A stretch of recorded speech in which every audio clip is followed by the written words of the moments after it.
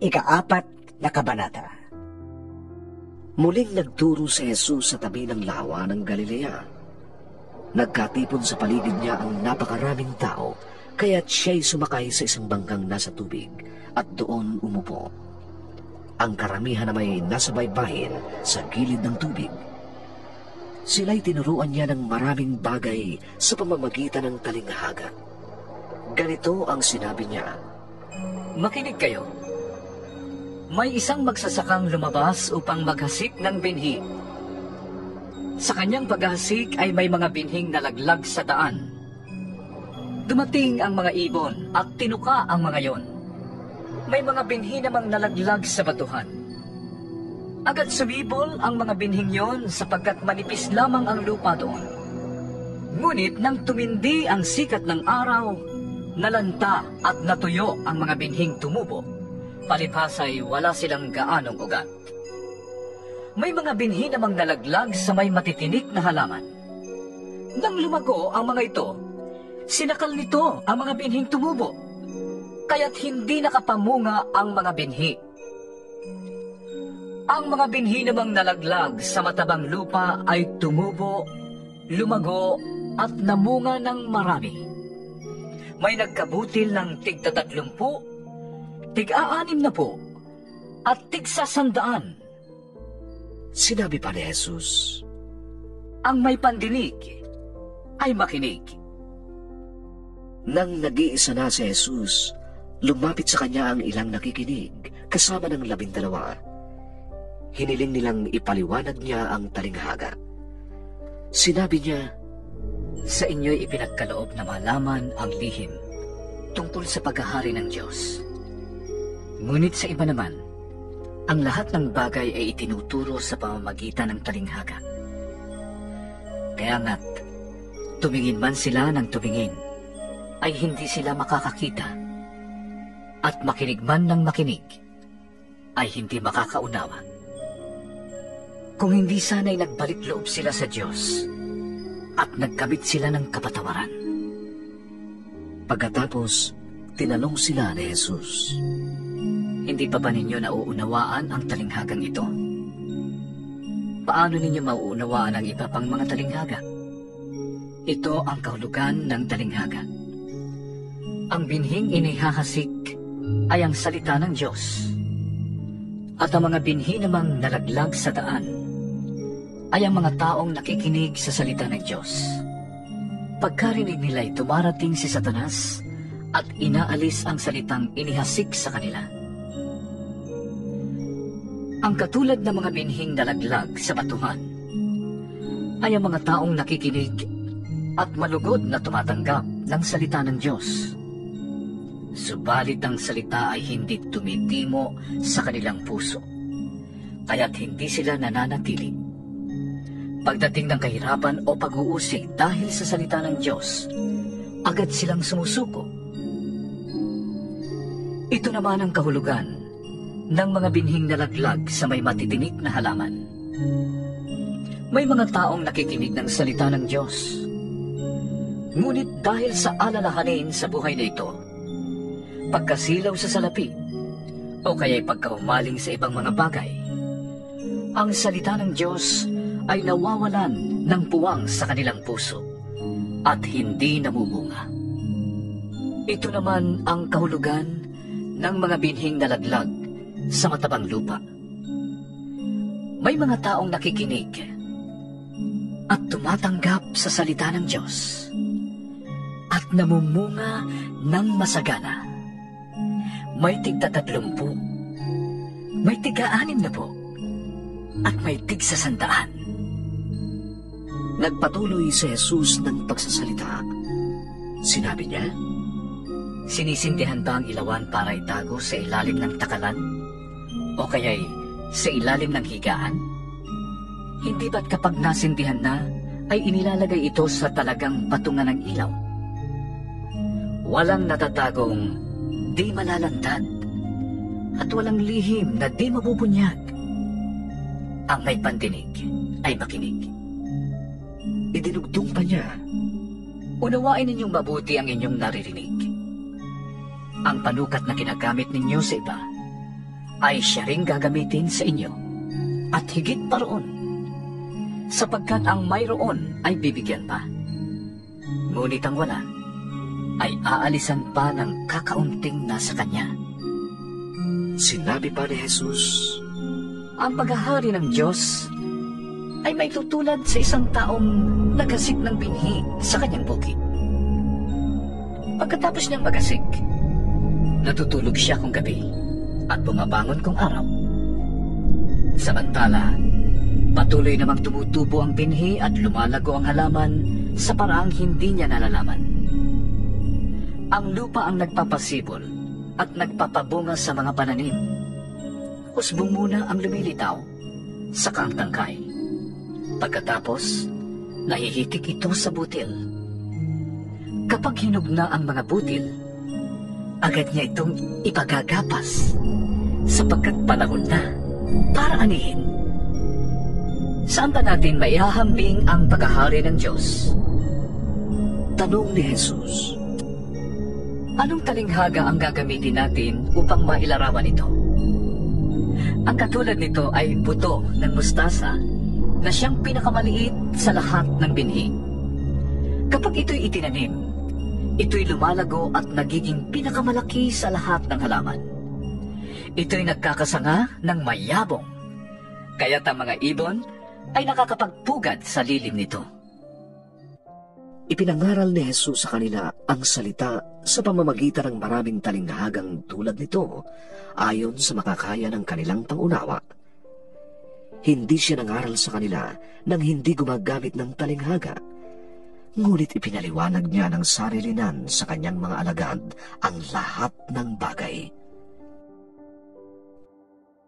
Kinagabihay sinabi ni Jesus sa mga alagad, Tumawid tayo sa ibayo.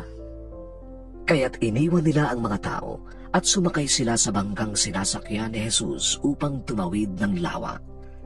May iba pang mga bangkang sumabay sa kanila. Inabot sila ng malakas na unos, kaya't ang bangkang sinasakyan nila ay hinampas ng malalaking alon. Ito'y halos mapuno na ng tubig. Si Jesus ay natutulog doon sa may ulihan ng bangka, nakahilid sa isang unan. Ginising siya ng mga alagad. Puro! Sabi niya, Wala bang naman sa inyo kahit napapahabag tayo? bumangon si Jesus at iniutos sa hangin Tigil! at sinabi sa lawa, Tumahimik ka! tumigil nga ang hangin at tumahimik ang lawa. Pagkatapos, sinabi niya sa mga alagad, Bakit kayo natatakot? Hanggang ngayon ba'y wala pa kayong pananampalataya? Natakot sila ng labis at ng gilalas. Wika nila sa isa't isa, Sino kaya ito? Pati hangin at lawa ay sumusunod sa kanya. Ikalimang kabanata. Dumating sila sa ibayo ng lawa sa lupain ng mga Geraseno. Pagkababa ni Jesus sa bangka, siya'y sinalubong ng isang lalaking galing sa libingan. Ang lalaking ito'y sinasaliba ng masamang espiritu at nakatira sa mga libingan. Hindi na siya maigapos. Madalas siyang gapusin ng tanikala sa kamay at paa, ngunit nilalagot lamang niya ang mga ito. Araw-gabi nagsisisigaw siya sa libingan at sa kabuntukan, at sinusugatan din niya ng bato ang kanyang sarili. Malayo pa'y natanaw na niya si Jesus. Patakbo siyang lumapit at nagpatira pa sa harapan nito. Sumigaw siya ng malakas, Jesus! Anak ng kataas-taas ang Diyos!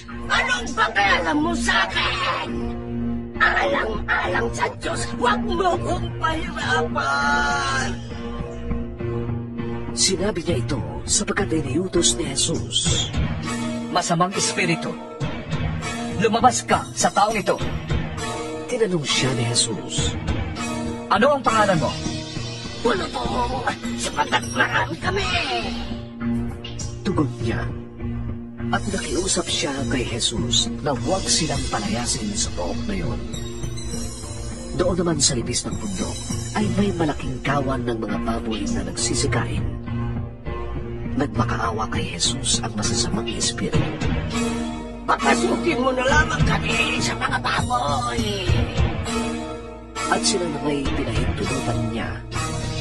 Lumabas nga sa tao ang masasamang espiritu at pumasok sa mga baboy. Ang kawan na may 2,000 ay sumipad ng takbo papunta sa lawa. Nahulog sa tubig at nalunod. Nagtatakbo ang mga tagapag-alaga ng kawan ng baboy at ibinalita sa bayan at sa karatig na buok ang mga pangyayari. Pumunta ang mga tao sa kinaroroonan ni Jesus upang alamin ang tunay na nangyari. Paglapit nila kay Jesus, nakita nila ang lalaking dating sinasaliba ng mga demonyo. Nakaupo ito, nakatamid at matino na ang isip, at sila'y natakot.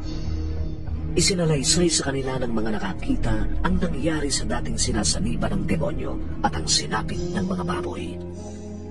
Dahil dito, nakiusap ang mga tao kay Jesus na lisanin na niya ang kanilang lupain. Nang sumasakay na si Jesus sa bangka, nakiusap ang dating sinasaliba ng mga demonyo na isama siya. Ngunit hindi pumayag si Jesus. Sa halip ay sinabi niya sa lalaki, Umuwi ka at sabihin mo sa iyong mga kamag-anak ang lahat ng ginawa sa iyo ng Panginoon at kung paanong nahabag siya sa iyo. Umalis ang lalaki at ipinamalita sa buong Decapolis ang ginawa sa kanya ni Jesus. Namangha ang bawat nakarinig noon. Si Jesus ay sumakay sa bangka at bumalik sa kabilang ibayo. Nasa baybay pa lamang siya ng lawa ay didumog na siya ng napakaraming tao. Dumating ang isang tagapamahala ng sinagoga na ang pangalan ay Jairo. Pagkakita kay Jesus, siya'y lumuhod sa paanan nito at nagmakaawa. Nag-aagaw buhay po ang anak kong dalagita. Para na ninyong awa, sumama kayo sa akin at ipatong ninyo sa kanya ang inyong kamay upang gumaling siya at mabuhay. Sumama naman si Jesus. Sumunod sa kanya ang napakaraming tao, kaya't nasisiksik siya sa magkabilang panig. Kasama roon ang isang babaeng 12 taon nang dinudugo. Hirap na siya sa sakit na yun, at marami ng doktor ang tumingin sa kanya. Naubos na ang kanyang ari-arian sa kapapagamot, ngunit hindi pa rin siya gumagaling. Sa halip ay lalo pang lumalala ang kanyang karamdaman. Nabalitaan niya ang tungkol kay Jesus, kaya't nakipagsiksikan siya hanggang sa makalapit sa likuran ni Jesus at hinawakan ang damit nito. Sapagkat ganito ang nasa isip niya. Mahawakan ko lang ang kanyang damit, ay gagaling na ako. Bigla nang tumigil ang kanyang pagturugo at naramdaman niyang magaling na siya. Naramdaman naman ni Jesus na may kapangyarihang lumabas sa kanya, kaya't bumaling siya agad sa mga tao at nagtanong, Sino ang humawak sa aking damit? Sumagot ang kanyang mga alagad. Nakikita po ninyong napakaraming nagsisiksikan sa paligid ninyo. Bakit pa ninyo tinatanong kung sino ang humawak sa damit ninyo? Subalit patuloy na lumingon-lingon si Jesus sa paghahanap sa humawak sa kanya. Palibhas ay alam ng babae ang nangyari. Siya'y nanginginig sa takot na lumapit kay Jesus. Nagpatira pa at ipinagtapat ang buong katotohanan. Sinabi sa kanya ni Jesus, Anak, pinagaling ka ng iyong pananalig. Umuwi ka na at ipanatag mo ang iyong kalooban. Ikaw ay magaling na. Habang nagsasalita si Jesus, may ilang taong dumating mula sa bahay ni Jairo. Patay na po ang anak ninyo. Sabi nila. Huwag na po ninyong abalahin ang guro. Ngunit hindi pinansin ni Jesus ang kanilang sinabi. Sa halip, sinabi niya kay Jairo, Huwag kang mabahala. Manalig ka lamang. Wala siyang isinama kundi si Pedro at ang magkapatid na Santiago at Juan. Nang dumating sila sa bahay, nakita ni Jesus na nagkakagulo ang mga tao. May mga nag-iiyakan at nananaghoy.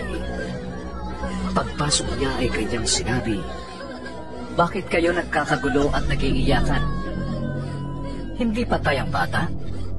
Natutulog lamang. Pinagtawaran siya ng mga tao. Pinalabas niya ang lahat maliban sa 3 alagad at sa ama at ina ng bata.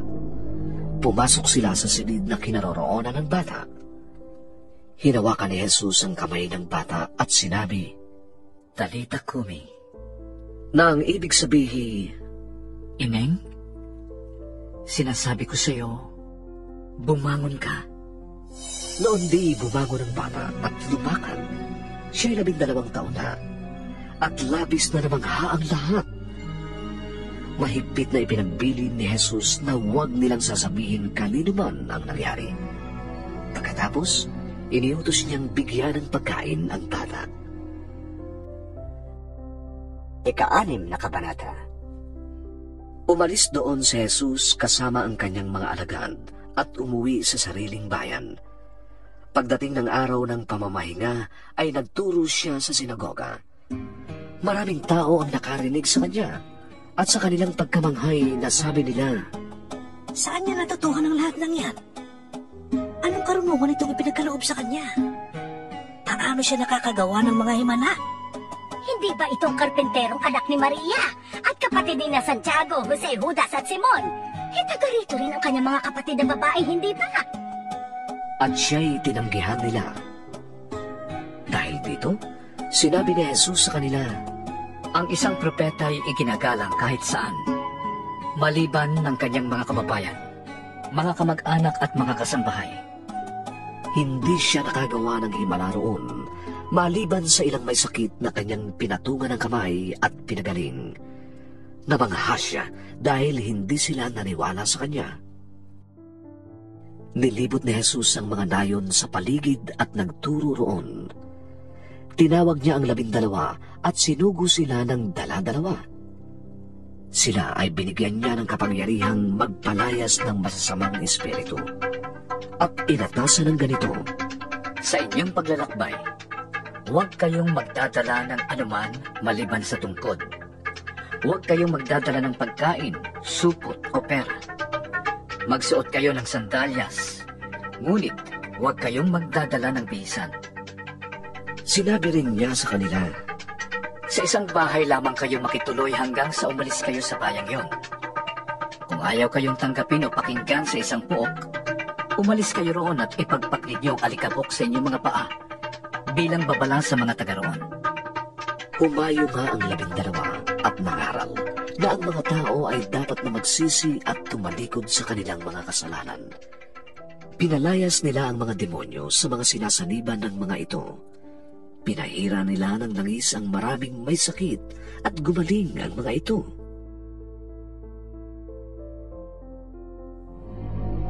Nakarating kay Haring Herodes ang balita tungkol kay Jesus sapagkat bantog na ito. May nagsasabi, Yun ay si Juan na tagapagbautismo. Siya'y muling nabuhay, kaya siya nakakagawa ng mga himala. may nagsasabi naman, Si Elias yun. at may iba pang nagsasabi, Siya isang propeta, katulad ng mga propeta noong unang panahon. nang ito'y marinig ni Herodes, sinabi niya, Muling nabuhay si Juan na pinapugutan ko ng ulo. si Herodes ang nagpahuli at nagpabilanggo kay Juan dahil kay Herodias, ang babaeng kanyang kinakasama, gayong ito'y asawa ng kapatid niyang si Felipe. Laging sinasabi sa kanya ni Juan, Hindi tamang kasambahay ninyong asawa ng inyong kapatid. kaya't si Herodias ay nagkimkim ng galit kay Juan at ibig niya itong ipapatay. Ngunit hindi niya ito magawa dahil natatakot si Herodes kay Juan. Alam ni Herodes na si Juan ay taong matuwid at banal, kaya't sinikap niyang huwag itong mapahamak. Gustong-gusto niyang makinig kay Juan kahit na labis siyang nalilito sa mga sinasabi nito. Nagkaroon si Herodias ng pagkakataong ipapatay si Juan nang sumapit ang kaarawan ni Herodes. Nagpahanda si Herodes ng malaking handaan at inanyayahan niya ang kanyang mga kagawa, mga pinuno ng hukbo, at ang mga pangunahing mamamayan ng Galilea. Pumasok ang anak na babae ni Herodias at nagsayaw. Labis na nasiyahan si Herodes at ang mga panauhin, kaya't sinabi ng hari sa dalaga, Hingin mo ang anumang ibig mo at ibibigay ko sa iyo. Naisumpa pa niya sa dalaga, Ibibigay ko sa iyo ang anumang hingin mo, kahit pa ang kalahati ng aking kaharian. lumabas ang dalaga at tinanong ang kanyang ina. Ano po ang hihingin ko? Ang ulo ni Juan na tagapagbautismo. Sagot ng ina. Dali-daling nagbalik ang dalaga sa kinaroroonan ng hari. Ang ibig ko po ay ibigay niyo sa akin ngayon din ang ulo ni Juan na tagapagbautismo sa isang pinggan. Sabi niya. Labis na nalungkot ang hari. Subalit dahil sa kanyang sumpang narinig ng mga panauhin, hindi niya matanggihan ang dalaga. Kaagad niyang iniutos sa isang kawal na dalihin sa kanya ang ulo ni Juan. Sumunod ang kawal at pinugutan nga si Juan sa bilangguan. Inilagay niya ang ulo sa isang pinggan at ibinigay sa dalaga. Ibinigay naman yun ng dalaga sa kanyang ina. Nang mabalitaan ito ng mga alagad ni Juan, kinuha nila ang kanyang bangkay at inilibing. Bumalik kay Jesus ang mga apostol at iniulat nila sa kanya ang lahat ng kanilang ginawa at itinuro. Napakaraming taong dumarating at umaalis, kaya't hindi na nila makuhang kumain. Kaya't sinabi ni Jesus sa mga alagad, Magtungo tayo sa isang ilang na puok upang malayo tayo sa karamihan at makapagpahinga kayo ng kaunti. Umalis nga silang sakay ng bangka at nagpunta sa isang ilang na puok. Ngunit maraming nakakita sa kanilang pag-alis at sila'y nakilala. Kaya't mula sa lahat ng bayan, ang mga tao ay patakbong pumunta sa dakong pupuntahan ni Jesus at ng mga alagad. At nauna pa silang dumating doon kaysa kanila. Pagbaba ni Jesus sa bangka, nakita niya ang napakaraming tao. Nahabag siya sa kanila, sapagkat para silang mga tupang walang pastol. At sila'y tinuruan niya ng maraming bagay.